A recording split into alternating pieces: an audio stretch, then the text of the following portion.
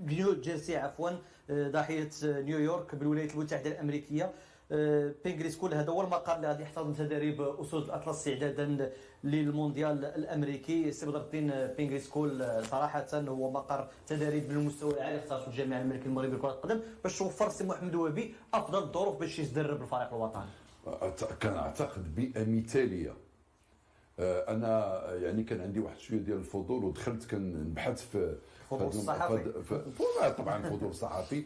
كنبحث في هذا المركز اللي كيوقع يعني في نيو جيرسي.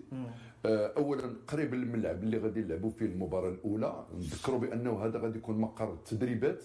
مقر الاقامه غادي يكون في سومرت هيلز اللي ما كيبعدش كثير على مركز التدريب. ثم ايضا لا مركز التدريب ولا فندق الاقامه اللي هما كيتواجدوا في واحد المنطقه طبيعيه خلابه.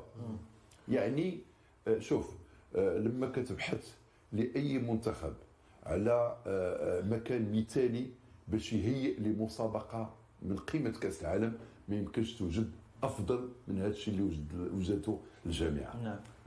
مركز ديال التدريب بينغري سكول اللي هو ايضا، وحنا كنعرفوا بانه هذا النظام اللي كاين في امريكا، لا الجامعات ولا المدارس كتضم لك واحد المرافق رياضيه رائعه جدا، يعني يستحيل ان الانسان ما يوقفش عندها. ثم ايضا فندق الاقامه اللي هو فندق رائع جدا، غادي يكون مختصر على الفريق الوطني، فيه تقريبا شي 120 غرفه غادي يكون كله مخصص للفريق الوطني. اذا مركز تدريب على اعلى مستوى، فندق اللي هو تابع لمؤسسه هيلتون لانه تابع لهذا لاشين ديال هيلتون، واللي كيسمع الانسان هيلتون واخا ما نبغيوش نديروا الاشهار ولكن بعض الاسماء كتفرض نفسها.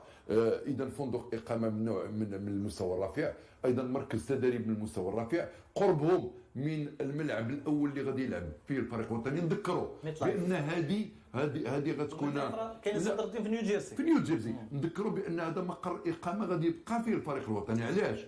غادي يلعب المباراه الاولى ديالو امام البرازيل في ميت لايف، بعد ذلك غادي يتنقل الى بوسطن باش يلعب المباراه الثانيه امام اسكتلندا، غادي يرجع للمقر الاقامه، وبعد ذلك سيسافر عبر الطائره الى اتلانتا باش يلعب المباراه الاخيره في دور المجموعات امام منتخب هايتي. فاذا هنا فين كاين لو كومب ديال يعني المقر الاقامه للفريق الوطني وايضا مقر تدريبه. اذا تشكر الجامعه على انها اختارت المكان المثالي للفريق الوطني باش يستعد او يعيش اجواء المونديال. نقطه مهمه تحدث لها سي بدر الدين عبد اللطيف هو القرب ما بين بينغري سكول المقر ديال التدريب المنتخب المغربي وسومرت هيلز اين سيقيم الفريق الوطني. يعني اللعابه عندك ما غاديش يتعذبوا فين غادي يسكن فين غادي يتريني، الامور مضبوطه. والجامعه الملكيه المغربيه لكره القدم قبل من الاعلان على المقر كانت مشات وفد زار الولايات المتحده الامريكيه باش يوقف على كل كبيره وصغيره. ونحييو الاخت ديالنا نزهه غطفان اللي توقف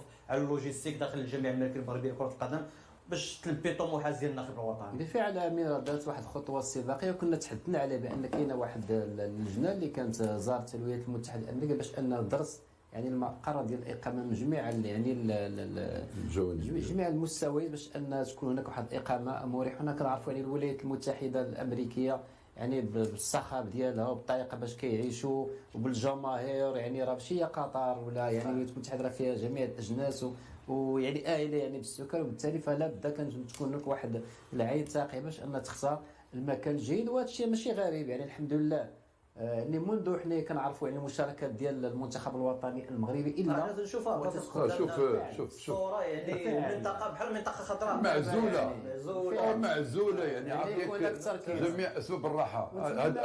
هذا الفندق الاقامه هذا هو سومرت هيل، فندق تيبان فندق فاخر لا الاماكن ديال التدريب وايضا الفندق ديال الاقامه فهما مناسبين. وكنتمناو امين بان يطول المقام ان شاء الله نمشيو حتى للنهائي ياك امين. هذا غادي يصبح هو البيت، هذا هو يصبح بيت الفريق الوطني. هذا المطعم هو كيبان كذا مطعم وغادي غتبان ايضا مرافق اخرى حاولنا اننا نوجدوها من خلال البحث على الصور باش بينغري سكول سي بدر الدين غير باش نقولوا للجمهور المغربي والمشاهدين راه هو اللي كان فيه المنتخب الايطالي في كاس العالم 1994. اتزوري اللطيف وصلوا الله فينا الولايات المتحده الامريكيه. وهذا فعل خير. هذا فعل خير. يعني غنوصلوا هنا الفينال. ان شاء الله. وما زلت اذكر ذاك النهائيه اخي. النهائيه من منتخب البرازيل وصل لضربات الترجيحيه وبقى فيها باجيو. باريزي تا باريزي. لا شتي باريزي ملي ضيع ضربه جزاء ديك كيفاش نعرف يعني منتهى الاحباط. ما تكونش النهايه ما تكونش انا بالنسبه لي سيدي النهايه شيء جميل جدا وبعد ذلك نشاور. اذا قد يكون هذا المركز مركز فعل خير على الفريق الوطني. يعني الامور عبد اللطيف شكون يضيف على هذه النقطه هذه؟ كي داكشي قلت لك انا بعدا كنت تمنيت ان يبقاو هنا جلسوا تما ما يعاودوش يخرجوا. تنظن بان الصور اللي دوزتي مشكور بدر الدين. انا راه هو اللي جاب لنا الصور. هو جاب لنا الصور. هو جاب لنا مشكور يعني لاننا على الاقل قربنا يعني من المقر ديال الاقامه ديال المنتخب. هذه فين غيجلس التويجر. هذا هو الغرفه الصحفي غير باش نشرحوا للناس. الصحفي دائما تيكون الناس يكونوا مش عارفين دائما تيكون بعيد على الفريق الوطني باش الناس تكون كونسونطاسيون توتال ويتدربوا في ظروف مثاليه وفي ظروف احترافيه. تكون الحصه مفتوحه. امين في كاس العالم الفيفا وضع هذا القانون. المنتخبات بمعزل كامل على الصحافه في مكان هادئ معزول. وعندهم لي بادج ديالهم الصحفيين. كيجيو في التدريب المرخصه الحصص التدريب وايضا اللقاءات الصحفيه اللي غادي يحددها المسؤول الاعلامي ديال الفريق الوطني.